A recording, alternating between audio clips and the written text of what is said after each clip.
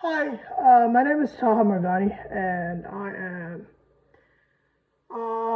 I'll get back to that, but what I wanted to say is that I was part of this AI revolution. I was part of the people who were thinking very deeply about how to make conversational AI a reality. However, due to some issues that I'll get back to in this video, I wasn't able to be a part in the way that I wanted to be. Um, so who am I, where I come from, all that kind of jazz, right? I graduated from Sudanese high school. I went to a public high school in Sudan. I graduated with the highest recorded percentage. Uh, think of it as like the SATs mixed with this high school, the high school class, right? So all wrapped into one. So I was able to score the highest possible recorded, not the possible, but it was the highest recorded uh, uh, percentage at that time, 19.8, 98.3 out of 100%, right? And that was the highest ever recorded at the time, and it still remains tied for the highest in history of Sudan. But you'd think I'd have a natural path to MIT or Harvard or what have you, but I didn't have that because most of my education was in Arabic. I was studying even math in Arabic from right to left. But I decided that I really wanted this to happen for me to come to America and join the American school. And I didn't know much about that at the time. And my friends who are, good intentions, but they were like, I think you should chill, you should chillax. Um, and that was 2011, 2012. I was working on understanding how I can score highly on the TOEFL and the SATs and stuff. I got enough independently, obviously, for like a few months of preparation, right? About something I've never heard of, right, before. And I got a scholarship at Jackson State University, and I went. I found my family was supportive, but I was just full of doubt. I was full of doubt. Like, who in the world did something like what I was doing? I was just confused. I just went with the flow. At Jackson State, I was just gripped by the question of like how we can make conversational AI a reality. But at the time, I didn't know that was AI to begin with. I just wanted like me and machines to talk. Um, Programming was cool, but then I was like, we could do something a little bit better. And so I think that just took me to my first internship, research internship after freshman year. I went to Indiana University, Bloomington. I worked on, adjusting fitness goals on mobile apps to help people track their weight loss and other fitness goals. At the time, that was very basic. Like, there was just like a social media component to the app, but the development time to the software development cost was really high. And it's like building out the interfaces and stuff. And I was like, that's cool and all, but that's not what I wanna be doing. Fast forward to the next summer, and I'm talking about summers here because my school was small and didn't have research opportunities in the field, at least in the stuff that I cared about, right, which is AI, right? And so, long story short, I went to the next summer. I went to MIT. I was selected for MIT's summer research program. I was trying to do speech recognition for Egyptian Arabic. It was really everything I ever thought I wanted to do. And it turned out, yes, that was everything I wanted to do. And I was lucky enough to find a mentor who really understood my background and my challenges and helped me through the process a lot. And I'm very grateful for them very, very deeply. Uh, but yeah, I spent the summer. We were trying out. I put it like in today's terms. It's like, think of it as like doing neural network for speech, and that wasn't very popular. And so we're trying to do that for Egyptian Arabic. The data was very small. Like, think of it as like 10 hours. I think it was like this 10 hours of training data. And it was from Al Jazeera and the like. So it's like news articles and stuff, news conversations and stuff, and programs. But yeah, I did that. It turns out that we didn't get the results we wanted, but that was a learning experience on its own, just in research, and that was my introduction to proper AI research at the time. That was fun, but then I wanted to do something else. I wanted to see what industry was like, so I went to. The next summer, I was selected nationally as part of the Apple HBCU scholarship, which is the program that Apple partners with HBCUs to find talented individuals from historically black colleges, HBCUs, right? And give them an internship as well as a scholarship to continue their studies.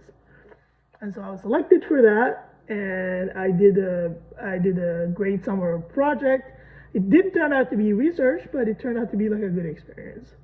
I learned a lot from it, and I picked up a new programming language. I had like the tool I built is still in use today. Like this was like 9 years, right? And I think of it as like a scraping, automated scraping for bug tracking for the Siri team. And so I was able to like connect with partner connect with engineers and managers and stuff, and like I got this project together. That was a cool thing. And then I was like, I want to do graduate school, but like getting into grad school afterwards was like such a painful experience because I applied to PhD programs thinking that I would get in, but that was like what 2016 is when I applied for fall of 2017. Um, and then I just faced rejections after rejections. I really didn't know that the standards were like that high. And so uh, I eventually made it to Georgia Tech, but as a master's student, and that was when things got real, for better or worse. Um, I joined the program and I had really high hopes. I really met this advisor that was showing me a lot of enthusiasm about the kind of stuff that I wanted to do, which was like NLP, social media, and stuff. And people at the time were trying to build AI, I guess, for social media text. So stuff in like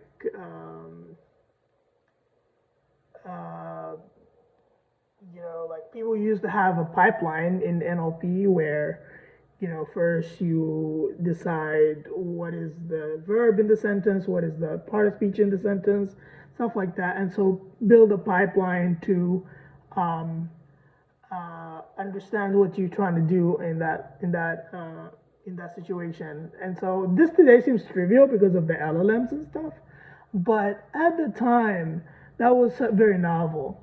And so think of that around the time that Transformer model was released, but it wasn't it wasn't that recognized that Transformer was going to change the world the way it did, right? Uh, but at the time, we were trying to build attention models along with LSTMs and existing models. And I worked on multiple projects, took a bunch of classes, and graduated. But how I graduated is maybe a story on its own. Um, I wrote about it completely in a Medium article, which I'll put in the description for people who understand the context and the emotional weight that it carried. But just to give you a context for the purposes of this video, I am I thought I had to figure it out. I thought I would just get to AI if we can understand the harder type of language, which was the social media slang, stuff like that. And uh, I thought that research work was everything I ever wanted. Until I met with the supervisor who was very cruel at some times and very supportive at other times. So it led me to feel very confused and conflicted, and I don't know if I fully recovered from it. How traumatic some of those lows were. But yeah, I mean, I worked on two projects. Some of them got published. One of them got published, I want to say, yeah, to correct myself. And then, yeah, I mean, I went to do the next project with a different advisor who was much more understanding and comprehensive. And during that time, I got an internship offer from Joshua Bengio, and that was a great validation for my hard work, you know. But I couldn't go because what I'm Sudanese, there's like visa issues, right? I don't know why the world is so scared of us, but yeah, I was like I tried to do the internship, didn't work out. I was so depressed after that, and the emotional toll from the first experience and research in school at Georgia Tech, and then you know it really just destroyed me. It just completely floored me. Um, uh, but I still got into PhD programs, uh, and there were good PhD programs for NLP at the time. I'm pretty sure there still are good PhD programs. These were R1 research universities, and so yeah, I just was too broken to continue on the academia. Um, and I don't know. Like every word that I described in that journey, in that Medium article, felt very true to me. And I wasn't able to find the courage to talk about it or to write about it in that great detail until much later, after I was like out of the program, few years out of the program, and then um, wrote an internal memo with notes about like what happened and why I felt so out of place and so misunderstood and so crushed in that program. Um, and I don't know if I can recreate all this emotional experience for you right now, but um, it was traumatic. It was just traumatic to say the least. One of the things that happened after I published it in 2024, or I think I can't recall quite. I think in 2025. Yes. So I published it in the Reddit machine learning subreddit, and it went to number one. And I'll get back to that in a little bit. But um, yeah, I graduated, but the emotional toll of the program was on me. I got the PhD offers. I had to defer them because I couldn't like just imagine myself in the academy anymore. Um, and so after that, I went on to do. I joined the company, a startup in Atlanta, who were doing some NLP stuff, but were also doing data engineering a lot. So ETL pipelining and stuff like that. Um, and so that lasted for a few months until I hit my first manic episode, and I just was on Twitter, like talking about everything that really pained me at the time, from like any personal identity, like social identity, and like research, a lot about research and science, and so it it was such a just I felt relieved at the moment, but because I was in psychosis, I wasn't able to understand why what I was doing was so out of line for everyone else observing. You know, I denied that diagnosis, and I was in the hospital like my advisor recognized the patterns of my speech and writing, and he was able to connect with my family, and help me sort of find the 911 help that I needed. I was hospitalized. I got out of the hospital because of bipolar, and I learned later that like this has some genetic component, and there's like a lot of many members of our family that has the bipolar disorder. And I think hopefully one day we can cure all these mental illnesses with um, uh, the proper out form, or a proper way that we don't yet know how to. Um, so yeah, I did that, and it was such a cathartic experience to have the medications come into my system and stabilize me for the longest time. And it was Atlanta, and I got out of the hospital and the company, and I had like a hard time like recovering from it. The medications sort of helped, but it took a while to get in. They took a while to like to kick in and like stabilize me in a way that was acceptable. And you know I I remember I was on my own in my apartment and stuff. I was able to make a living out of my startup engineering time, but I was socially isolated, and my family couldn't come help me because my family is still in Sudan.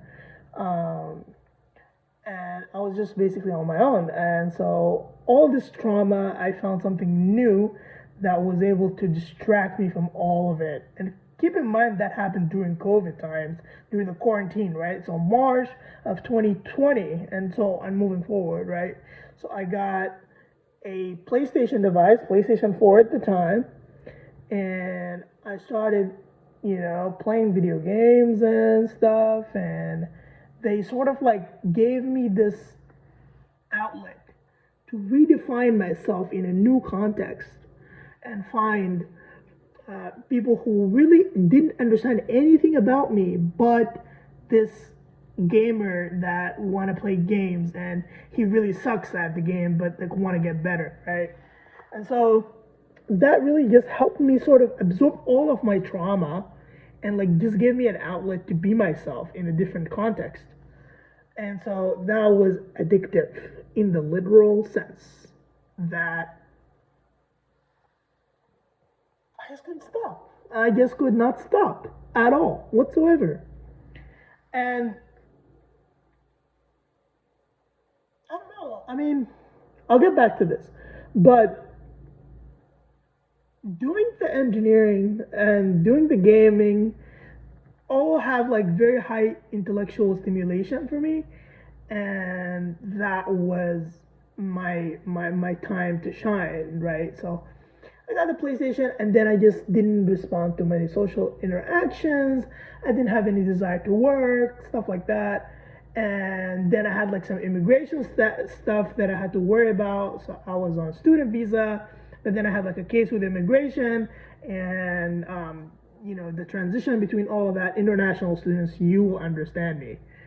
Uh, but yeah, I mean, it was kind of a crushing process, and I was away from all of it, just video gaming my life away. I played Call of Duty for a few thousand hours, and then Apex Legends for a couple more thousand hours.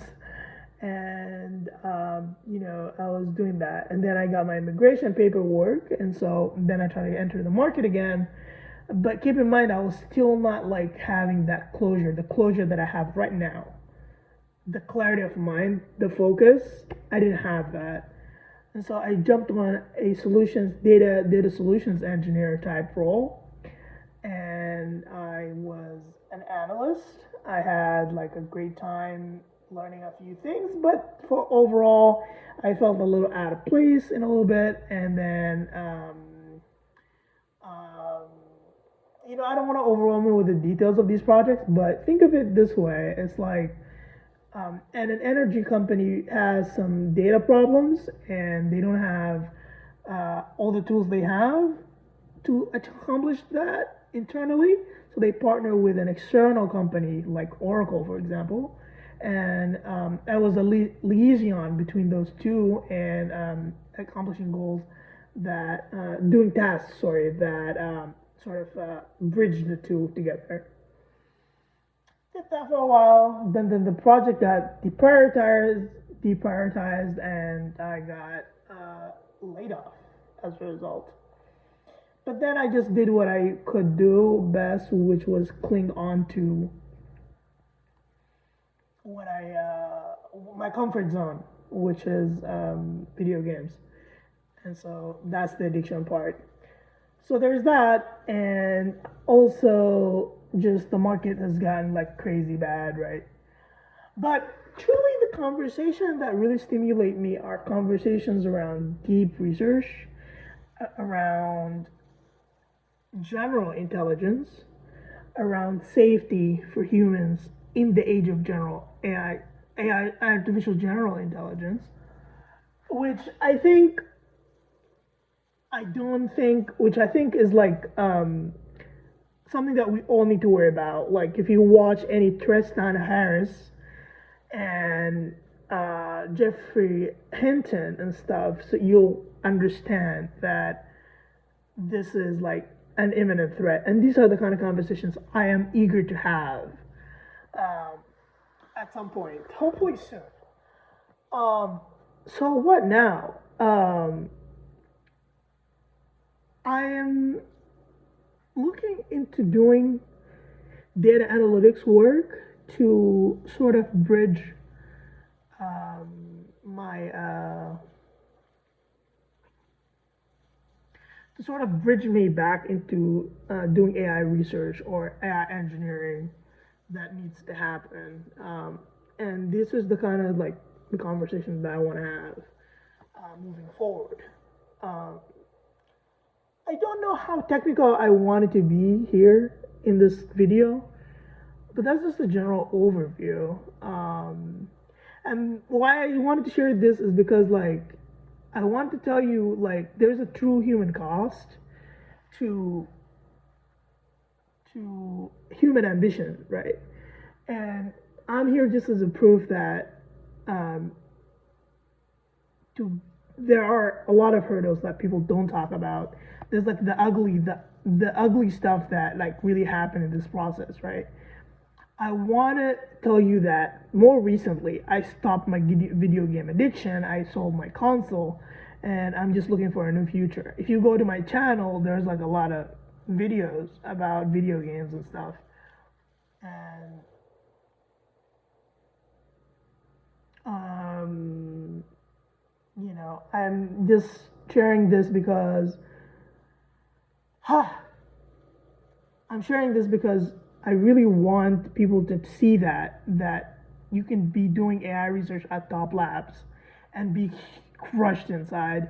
And this reminds me of like Felix Hill, the late Felix Hill from Google DeepMind, senior researcher who took his own life because of some complications related to ketamine and intake, as well as a fight with depression. Some of it partly is the pressure of research, but mostly due to that.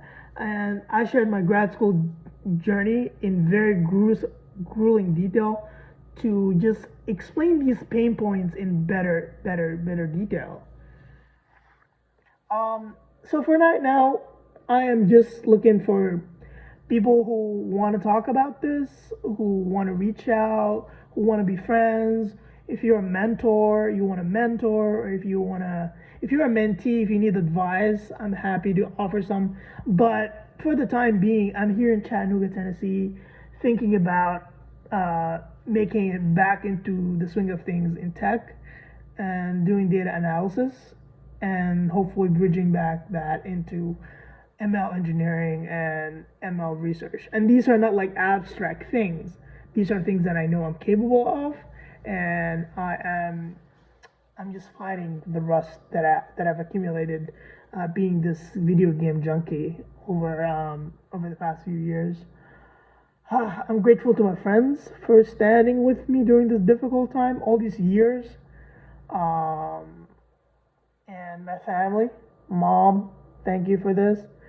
Um, and hopefully the new friends I'll make from this video.